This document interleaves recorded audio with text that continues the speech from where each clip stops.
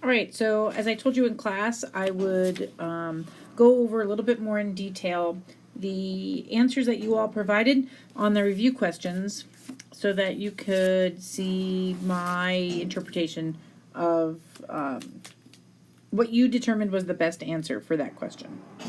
So here we go. So the first question was, there's a latitudinal gradient in heating on our planet. Explain what a latitudinal gradient is. Well, this answer that you all chose to be the best answer for this question, as well as many of the other ones, were really good answers. It actually doesn't answer the question. What I asked for was what a latitudinal gradient is. So all you needed to do was tell me that a latitudinal gradient is a change in a variable over a spatial scale, which in this case happens to be over a change in latitude. If I had asked you specifically to talk about the latitudinal gradient in heating, then you could talk about how the shape of the Earth, not the Earth's tilt, all right, causes this difference in heating on our surface, so that we end up with more insolation at the equator than we do at the poles.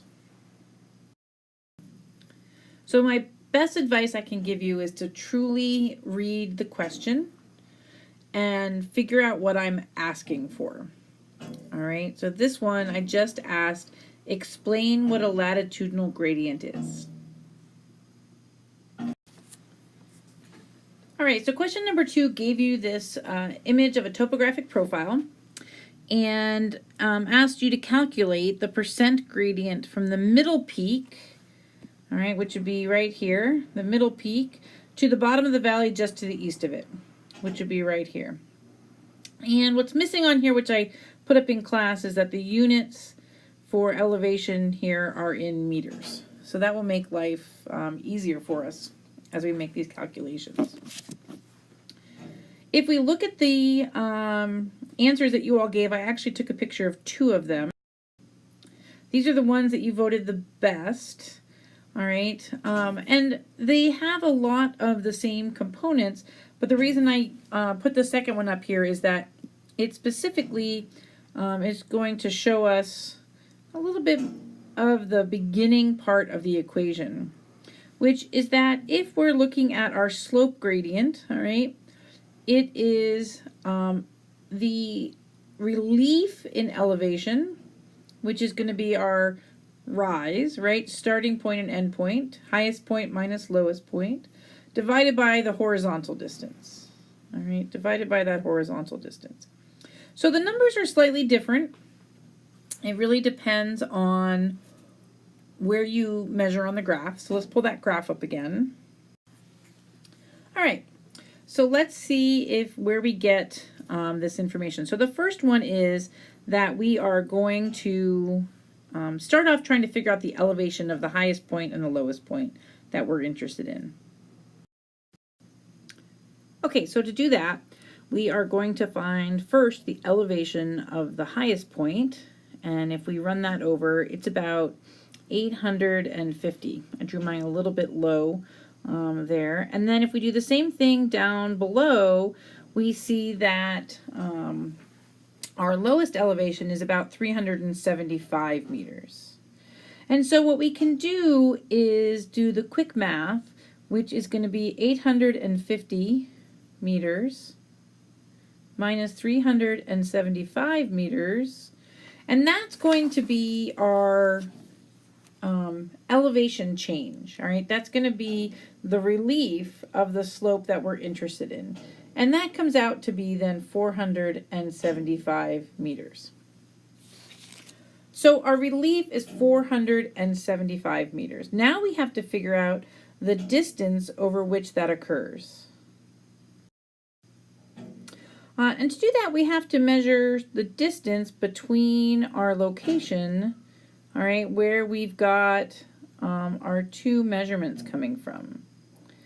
All right, and so what we can do is we can use a ruler, and when we use that ruler, we can measure the distance between this point and this point, and then use this scale either just visually to get a quick glance or mathematically to figure out exactly how far apart they are.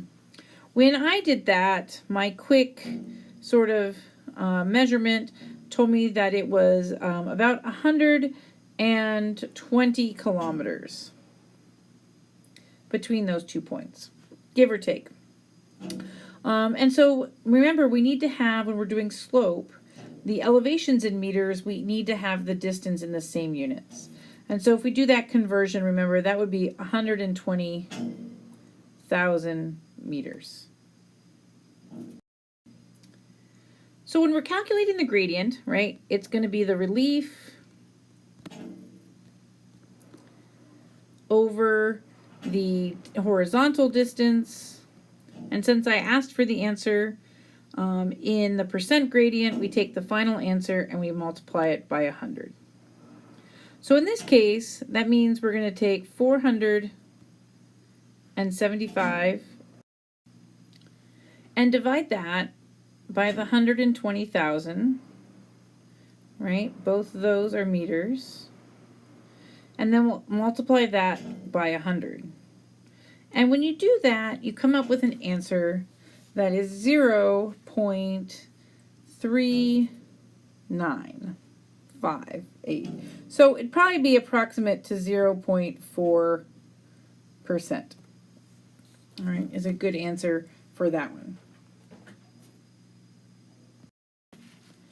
Okay, question number 3 asked, what is relative sea level?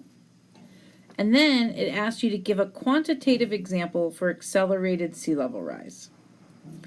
So this is a great answer that was given in this particular case, that relative sea level rise is the perceived change in water levels at a particular location or region, all right?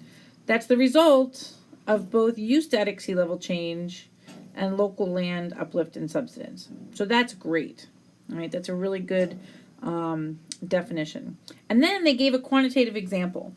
That relative sea level rise is equal to eustatic sea level plus or minus what the land is doing.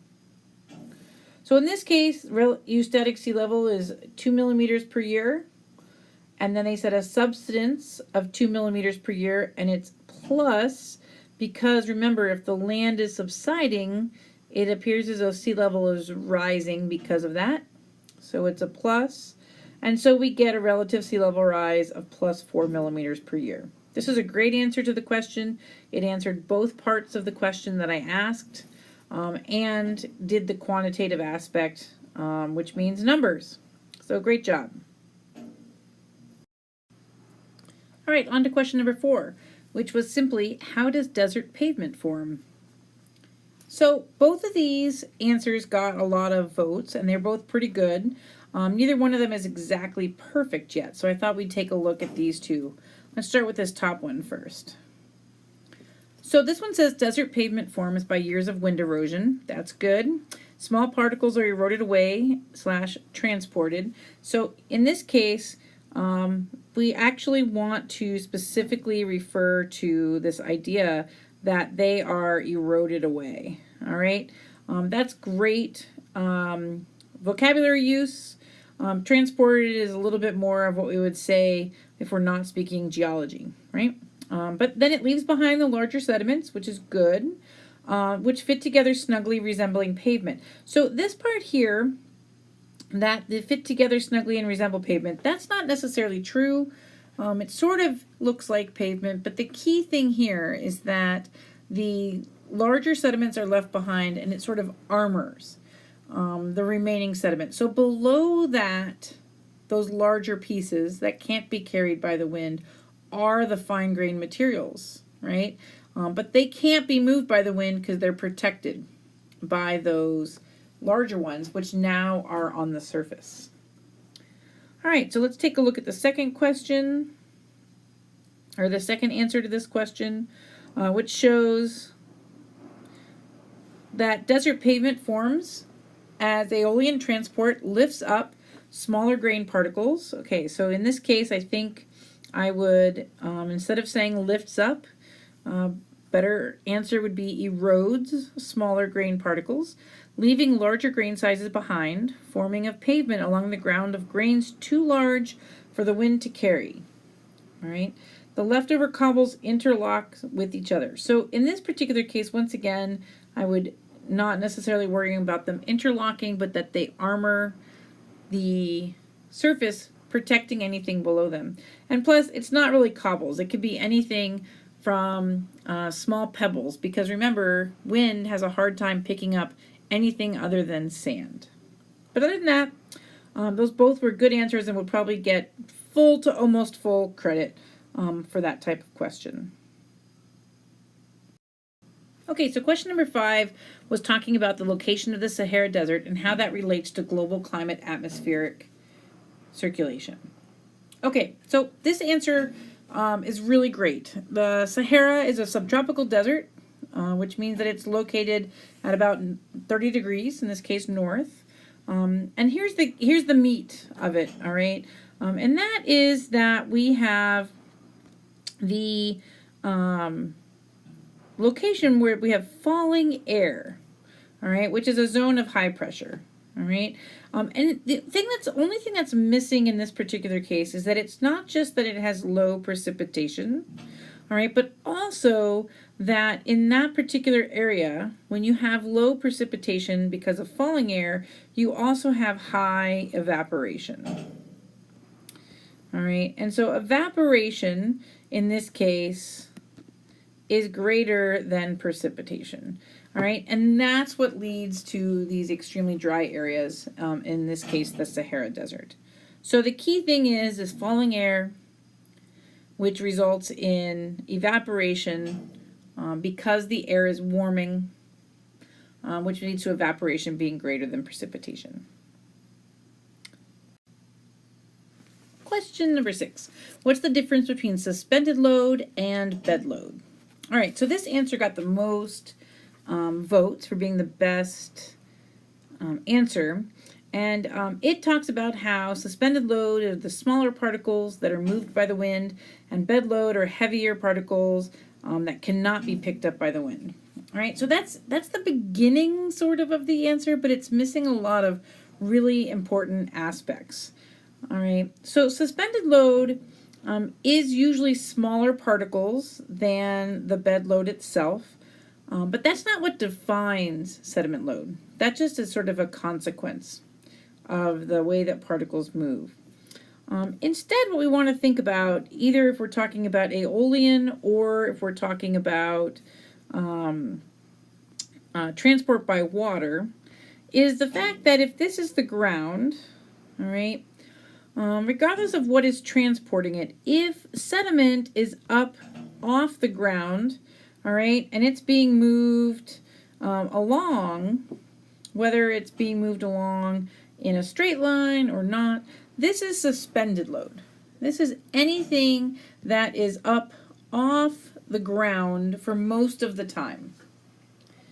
On the other hand, things that are sitting on the ground, if they are moving, whether they're being dragged, whether they are rolling along, whether they are bouncing along, all right, this is the bed load. It's still moving. That's the most important part, right? This is not material that's not moving. Suspended load and bed load are both moving. The difference is are they spending more time in contact with the ground, or are they actually suspended up in the wind, in the air, or in the water?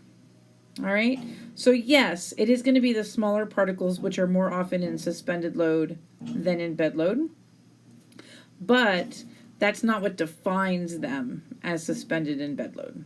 It's how much time they spend in contact with the bottom or the ground. All right, okay, let's go ahead and move on to question number 7. All right, so on to question number 7, which is how do the shelf and slope of an active continental margin differ from those of a passive margin? All right, so in this case, I have a couple of answers here. Let's focus in on this one, which got the most votes, which is covers all the important things. all right, that an active margin is near a plate boundary, and there's often a marine trench, and therefore the slope and the rise are steeper. All right, the key thing here, though, is that if it has a trench, all right, it doesn't actually have a rise. All right, so the continental slope would be steeper, and it would end up down into the trench. If there's no trench, say, for example, on the California coastline, there would still be a slope and a rise, and they would be a little bit steeper as well. The second thing is that the continental shelf, not necessarily, we're talking area, that's sort of a consequence, but the biggest reason it spans less of an area is because the width of that shelf is much narrower, often an order of magnitude. So passive margins might be 100 kilometers wide, and active margins only about 10 kilometers wide.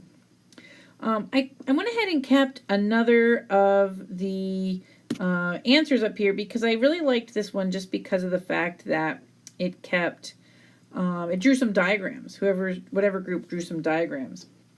So in this case, there's a few issues as well. It says here active has subducting oceanic crust, not all active margins. If it's a transform margin like we find on the California coast, all right, we don't have subducting crust. And then we could have a trench. But the biggest difference here is that you've got these great diagrams, but they need a little bit more information. So for example, you could have added that this distance was about 100 kilometers, and then maybe indicate that this distance was only about 10 kilometers, right? Indicating the difference, all right, in our scale that we have. And so just a little bit more information added to these diagrams would help, as well as, of course, discussing the changes in the actual slope because of that.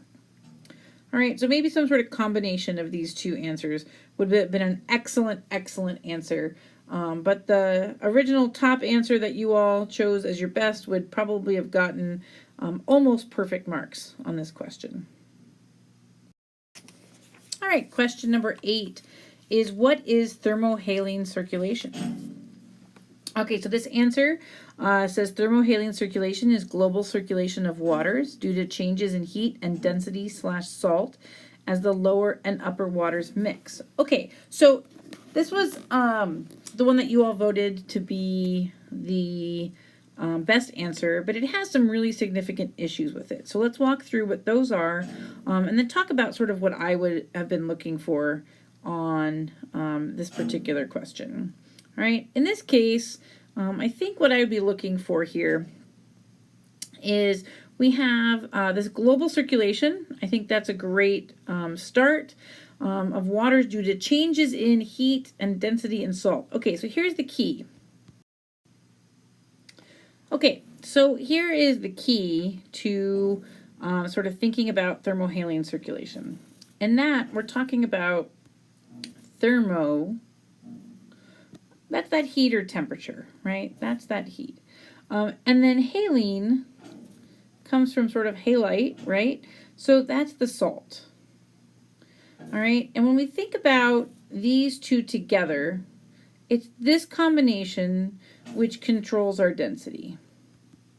All right, so thermohaline means if we change the temperature and we change the salt, we can result in changing our density. When that occurs, we can cause circulation in the ocean. In this case, in the answer given, in the original answer, oops, sorry about that. In the original answer, it is showing that it has the lower and upper waters mixing. Really, the key thing here is that the waters don't mix. What ends up happening is that the water, when it becomes more dense, it sinks, all right, until it reaches either the bottom of the ocean or a point where it is the point where the water below it is more dense and the water is greater dense. And then it flows along the bottom. And eventually someplace, all right, it has to come back up. All right, and then to complete it, we have to have sort of surface circulation that returns that water back to sort of where it began. So we're constantly causing the circulation. It's not as neat and simple as the convection cells that we get in the atmosphere, but it's still a convection cell, which is driven by density. In this case, water is sinking to begin with, all right, because of an increase in density. And then because of that, we've got to pull water in from elsewhere, and we have water moving around the entire convection cell. So this answer to begin with, all right, was getting at the right idea that it's a global circulation of the water due to changes in density, all right, which are caused by salinity and heat changes. And it does involve the lower and the upper waters, the deep ocean and the surface waters, but they don't mix, all right? They're actually going to just flow past each other. It's a really important part of the thermohaline circulation. All right, on to the very last question. On this question, there was only one answer. The question reads, why are there two tidal bulges on opposite sides of the Earth instead of just one directly under the moon or the sun? All right, I'm going to try to draw this here, but really what it comes down to is it is the combination, all right, those tide producing forces are the gravitational forces plus that centripetal or centrifugal apparent force. All right, and so what happens is on the Earth is we're going to have the forces that are because of gravity, and they're all going to be dependent on the distance from the moon, but they're going to point to the center of the moon. So on the side of the Earth closest to the moon, all right, if the moon's out here, we're going to have a stronger force closer to the moon than on the side farther from the moon. But it's also important to note that they're also going to have different angles to them, right? Because they're always going to be pointing towards the center of the moon. There's a great sort of figure of this in the slides. So take a look at that. But then the opposite, the next force, this is the centrifugal apparent force due to inertia and the centripetal force. All right. And what we find with that is that it is equal everywhere on our planet. All right. And so it's going to be the exact same length of vector no matter where we are. All right. Those should be the same length. Okay, and the tidal producing force is the resultant force from these combined together. All right, and so to do that, we can think about it just as we did with vector math, right? So we can take, for example, let's see if I can do it here, this scenario here, where we have the gravitational force, all right, and we're going to add to it the centrifugal apparent force, and the result that's going to come about that is our tide producing force, which is the blue arrow in this case. If we do that everywhere on the Earth, all right, what we end up with is our tide producing force looking something like this. All right, we get those there, we get one there, and if we had a few more over on this side, we'd get one going this direction, one going this direction, and something that looks sort of like this. And so what we end up with our tide producing force, if we take a look at just the horizontal sort of situation, we end up with a tide producing force directly under the moon and at its nadir over here on the opposite side. So we end up with two bulges, one directly under the object, the moon in this particular case, and one directly opposite of that on the nadir. All right, so we get those two bulges underneath the moon. It also happens that it's also under the sun. All right, So the key thing here is that the tide-producing forces are the result of the differential gravitational forces, meaning that they're different everywhere on Earth, and that centrifugal apparent force, all right, which is the same everywhere on the planet. Okay, so I hope that those review questions helped you a little bit, and that it'll help you prepare for the exam, which is on Tuesday. Good luck.